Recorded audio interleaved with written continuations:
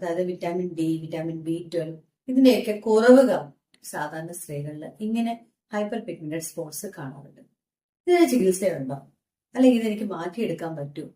ഇനി എന്റെ മുഖം പഴയതുപോലെ ആകുമോ എന്നൊക്കെ ഒരു ആകാംക്ഷ എല്ലാവർക്കുണ്ട്. എന്നാൽ തീർച്ചയായിട്ടും പറയുകയാണ്, വളരെ നല്ല ചികിത്സകൾ നമുക്കിതിന് ലഭ്യമാണ്.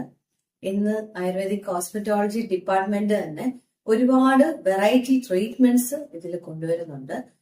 ധാരാളം മെഡിക്കേഷൻസ് വളരെ സക്സസ്ഫുൾ ആയിട്ട് തന്നെ നമുക്ക് ട്രീറ്റ്മെന്റ് ചെയ്യാൻ പറ്റുന്ന അല്ലെങ്കിൽ ട്രീറ്റ് ചെയ്ത് ഇതിനെ നല്ല രീതിയിൽ മായ്ക്കാൻ പറ്റുന്ന തരത്തിലുള്ള മരുന്നുകളുണ്ട്.